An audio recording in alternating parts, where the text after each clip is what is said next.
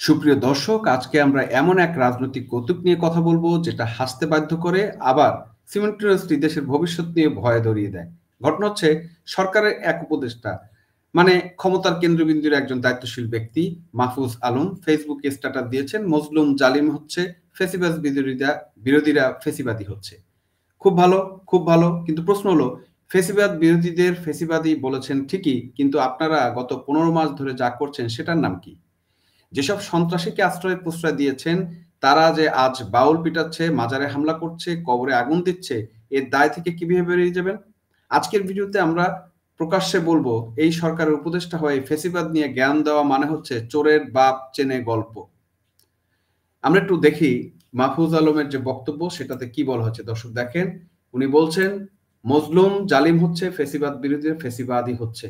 পুরো পরিস্থিতি হতাশা ও ক্ষুব্ধতর। জুলুমকে ইনসাফ দিয়ে, সহিংসতাকে দরদ দিয়ে প্রতিস্থাপন না করে যারা নতুন মাত্রায় জুলুম এবং সহিংসতা করে বেড়াচ্ছেন, তারা ফেসিবাদের পুনর্জাগরণের জন্য দায়ী থাকবেন।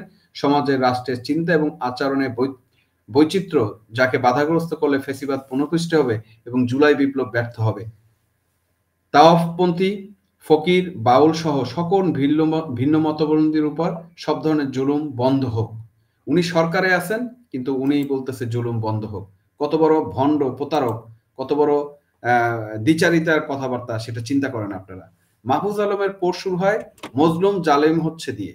দর্শকবৃন্দ, এই লাইনটা যদি একজন সাধারণ নাগরিক লিখতেন তাহলে ঠিক আছে, কিন্তু যে সরকারের প্রথম দিন থেকে লাঠি, বুলেট, গ্রেপ্তার, নিপীড়ন, মিডিয়া বন্ধ, বাজারে হামলা, কবরে জ্বালানো, এসবের জন্মদাতা, তাদের উপদেষ্টা বসে বলছেন ফেসিবাদ বিরোধীরা ফেসিবাদী।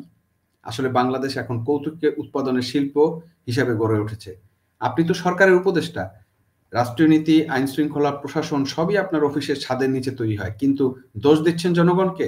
এটা হলো ডাকাত এসে বলল তোমাদের ঘরে তালা কম ছিল তাই চুরি হয়ে গেল। ভণ্ড জানি কোথাকার। আপনি বলছেন ফেসিবাদ সঠিক, কিন্তু জনগণ জানতে চায় 15 মাসে যেসব ঘটনা ঘটেছে এগুলো কি আকাশ থেকে পড়েছে, নাকি রাষ্ট্রের ইন্ধন, রাজনৈতিক প্রশ্রয় ছাড়া এগুলো কি সম্ভব? উদাহরণ দেই, তৌহিদি জনতার নামে বাউলদের উপরে হামলা, বাউল ও সুফি সমাজের উপর প্রকাশ্যে হামলা, মাজার, ইটপাটকেল, তাসাওফের অনুসারীদের ঘরবাড়ি ভাঙচুর, এসব ঘটনা ঘটছে পুরো দেশে চোখের সামনে। কোথায় ছিলেন উপদেষ্টারা? কোথায় ছিল আপনার মানবতা, ইনসাফ? মৃত পীরের কবর বুলডোজার দিয়ে ভেঙে আগুন, এটা কি বাংলাদেশের রাষ্ট্রের ইতিহাসে সবচেয়ে ভয়াবহ বর্বরতা নয়? একটা মৃত মানুষের কবর পর্যন্ত তারা ছাড় দেয়নি। আর আপনারা যারা রাষ্ট্রের মাথায় বসে আছেন, নিন্দা তো দূরের কথা, দুটো লাইন প্রেসের নোট দেননি। আজকে এসে বলছেন মজলুম জালিম হচ্ছে। তাহলে গত 15 মাস মাটি কামড়ে চুপ ছিলেন কেন? জঙ্গি সন্ত্রাসীদের পুনরুত্থান কি আপনারা ঘটান নাই? সোশ্যাল মিডিয়ায় হাজার ভিডিও প্রমাণ আছে, কে কাকে আশ্রয় দিয়েছে, কে কাকে মাঠে নামিয়েছে। যারা আপনাদের পাশে দাঁড়িয়েছিল, যারা আপনাদের মিছিল করেছিল, যাদের দিয়ে বিরোধী দলকে ভয় দেখিয়েছেন বা আওয়ামী লীগকে ভয় দেখিয়েছেন, যাদের মুখে ধর্মের স্লোগান তুলে রাজনৈতিক খেলা খেলেছেন, যারা তাদের আজকে আপনি ফেসিবাদী বলছেন। এটা কি কমেডি নয়, নাকি জনগণকে বোকা বা বলদ পাইছেন আপনি? আপনার পোস্টে বলা হচ্ছে জুলুমকে ইনসাফ দিয়ে প্রতিস্থাপন না করলে ফেসিবাদ ফিরে আসবে। এবার বলুন, জুলুম করেছে কে? গত 15 মাসে কত সাংবাদিক নিখোঁজ, কত জনের বাসায় রাতের আধারে হানা দিয়েছেন, কত শিক্ষককে হয়রানি করছেন, কত প্রশাসনের কর্মকর্তাকে ভয় দেখিয়েছেন, চাকরি খেয়েছেন, বরখাস্ত করেছেন, কত সাধারণ মানুষকে রাষ্ট্রবিরোধী বলে গ্রেপ্তার করেছেন, আওয়ামী লীগ ট্যাগ দিয়ে হত্যা করেছেন, মেরেছেন, মেরে লাশ নদীতে ভাসিয়ে দিয়েছেন। প্রতিদিন 4টা 5টা লাশ নদীতে ভেসে যাচ্ছে, অজ্ঞাত পরিচয়। এগুলো কারা করছে? প্রশাসনের, আপনাদের মতো যদি রাষ্ট্র প্রশাসনে থাকে মন্ত্রী, এমপি, উপদেষ্টা থাকার পরে যদি এই দায়ভার কি, এই দায়ভার আপনি এড়াতে পারবেন? এই জুলুম কে করেছে? নাগরিক না আপনারাই? যারা আজকে বড় বড় মানবিকতা, তথ্য, ইনসাফের জ্ঞান দিচ্ছেন, এটা হলো নিজেদের ব্যর্থতা ঢাকার টেক্সট বুক এক্সাম্পল। আপনার পোস্টের শেষ অংশে বলা হয়েছে এই যে মাহফুজের কি তাসওয়াফ প্রেমী বাউল ভিন্ন মতাবলম্বীর উপর জুলুম বন্ধ করেন। খুব ভালো কথা, সমর্থন করি। কিন্তু সমস্যা হলো, প্রথমত এই জুলুম যেদিন শুরু হলো সেদিন আপনারা ক্ষমতায় ছিলেন কিনা? অবশ্যই ছিলেন, তাহলে আপনারা কেন আটকালেন না? দ্বিতীয়ত, এই হামলাগুলো আপনার রাজনৈতিক মিত্ররা করছে, নতুন মুখ না, সবই চেনা মুখ, এবং আপনিও তাদেরকে চিনেন, আপনিও তাদের তাদের পাশের বা সহযোদ্ধা একজন। তৃতীয়ত, যারা হামলা করেছে তারা এখনো গ্রেপ্তার হয়নি।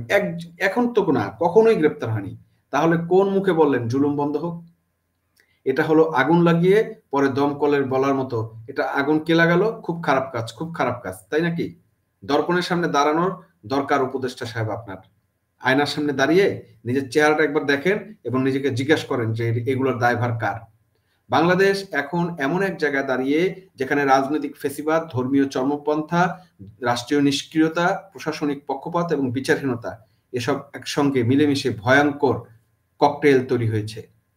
এর পিছনে দায় যারা সহিংসতাকে পবিত্র আন্দোলন বানিয়েছেন, যারা সন্ত্রাসীদেরকে রাতারাতি জাতি সন্তান বানিয়েছেন, যারা প্রশাসনকে দিয়ে সাধারণ নাগরিককে ভয় দেখাচ্ছেন, যারা ফেসবুকে মানবিকতার কথা বলে বাস্তবে নীরব থেকেছেন, সবাই মিলে দায়ী।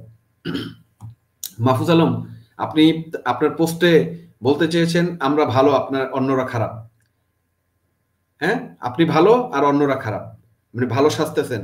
ভালো জালো যা সময় মতো পুক্কু দিয়ে চলে যাবে, কিন্তু বাস্তবতা কি সেটা শুনেন। জনগণ বুঝে গেছে এই সরকারের নৈতিক অবস্থা দুর্বল, রাজনৈতিক সিদ্ধান্ত দ্বিচারিতা ভরা, আর তাদের কথাবার্তা দেশের প্রতি প্রতারণা ছাড়া আর কিছুই নেই। আপনারা যে একটা প্রতারক, ভণ্ড, এটা কিন্তু দেশের জনগণের কাছে প্রকাশ। এইসব লেখালেখি লেখা কোনো লাভ হবে না। এইসব লেখা হচ্ছে ভণ্ডামির লেখা। আপনারা যে একটা ভণ্ড তার প্রমাণ হচ্ছে এগুলো। মাহফুজুল্লাহ সাহেব, ফেসবুকে নিঃশ্বাস ছাড়ার আগে দেশের কাছে একটি প্রশ্ন উত্তর দিন। তৌহিদি জনতার নামে যারা মানুষ পেটালো তাদের অস্ত্র এলা কোথা থেকে? বাউলদের উপরে হামলাকারীরা কার সিকিউরিটি পায়? কবর ভাঙা, মাজার হামলা এগুলো কি প্রশাসনে জানতো না? সন্ত্রাসীরা কোন রাজনৈতিক নিরাপত্তায় ঘুরে বেরিয়েছিল? 15 মাস ভিন্ন মতের উপর দমন চালিয়েছে কারা? আপনার সরকারি পদ থাকার পর আপনি এসব প্রশ্ন পাশ কাটিয়ে জনগণকে জ্ঞান শোনাতে পারবেন না। এই জ্ঞান আপনার পেটের ভিতরে আপনি রাখেন আর ভাবতে থাকেন কখন ভাগবেন আর কখন পালাবেন আর কখন জনতার পিটান খাইবেন, কখন জনতার বাটাম খাইবেন। বাংলাদেশি ইতিহাস বারবার দেখিয়েছে যারা ক্ষমতায় এসে মুক্তির কথা বলে তারাই অল্প সময় পর দমন নিপীড়ন চালায়। আজকে উপদেষ্টা ফেসবুকে সভ্যতার পাঠ দিচ্ছেন, কিন্তু দেশের মানুষের ফেসবুক স্ট্যাটাস নয়, বাস্তব জীবন দেখছে।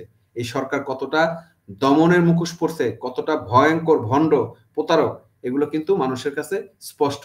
এই যে মাজারে হামলা, বাউল পেটানো, কবর ভাঙা, সাধারণ মানুষকে হয়রানি, সাংবাদিক গ্রেপ্তার, ভিন্নমত দলন, এসবের দায় কোনো ফেসবুক পোস্ট মুছে দিতে পারবে না। আপনার ফেসবুক পোস্ট দিয়ে এগুলো মোছা যাবে না। বাংলাদেশের মানুষ এত বোকা না, তারা বুঝে গেছে এই সরকার নৈতিকভাবে দেউলিয়া, আর তাদের উপদেষ্টাদের কথাবার্তা জনগণকে বোকা বানানোর একটা ব্যর্থ চেষ্টা। আপনার এই কথাবার্তা জনগণকে একটা বোকা বানানোর ব্যর্থ চেষ্টা। আপনার যে ভণ্ড, প্রতারক এবং দেশ ধ্বংসকারী। 5ই আগস্ট যে একটা সন্ত্রাসী হামলা ছিল এবং সন্ত্রাসী হামলার মাধ্যমে এই দেশকে দখল করে এই দেশকে গত 15 মাস ধরে লুটে পুটে সন্ত্রাসের উৎপাদন করে তৌহিদি জনতার নামে জঙ্গিদের উত্থান ঘটিয়ে, ইসলামিক জঙ্গিদের উত্থান ঘটিয়ে, কাফেরদের উত্থান ঘটিয়ে আপনি যে দেশটাকে ধ্বংস করেছেন। যারা মানুষকে মারে তারা কখনো মুসলিম হতে পারে না, তারা কাফের। আপনারা হচ্ছেন সেই কাফেরদেরই বংশধর। আপনারাই দেশকে ধ্বংস, আপনারাই ধর্মকে ধ্বংস করতেছেন এবং আপনাদের ইন্ধনে এগুলো হচ্ছে। এত স্ট্যাটাস দিয়ে বা সাধু সাজার কোনো দরকার নেই। আপনার জনগণ আপনার এইসব সাধুত্ব পুছে না। সময় হচ্ছে পুক্কুলাল করার। সেই সময় সেইটা গণেন যে কয়দিন সময় আছে। আপনার মতো মাহফুজ আলম সন্ত্রাসী মাস্টারমাইন্ড, এইসব বাংলাদেশের মানুষ বুঝে গেছে যে আপনি কি পারেন। তো প্রিয় দর্শক, সরকার একজন উপদেষ্টা হয়ে ফেসিবাদের বিরুদ্ধে কথা বলা, এটা কি সত্যিকারের আত্মসমর্থন নাকি দায় এড়ানো বা এর একটা ভণ্ডামি? লিখবেন আপনাদের মতামতে। গত 15 মাসের ঘটনাগুলো, মাজার হামলা, বাউল নির্যাতন, কবর ভাঙা, এসব কি রাষ্ট্রীয় প্রশ্রয় ছাড়া সম্ভব হয়েছিল? আপনাদের মতামত জানাবেন। সত্যিকারের পরিবর্তন আনতে হলে রাষ্ট্রের প্রথমে কোনো জায়গা থেকে শুদ্ধিকরণ হওয়া উচিত। যেটা দরকার ছিল সেটা পারেন নাই, আপনাদের সময় শেষ। এখন প্রত্যাঘাতের জন্য প্রস্তুত হন।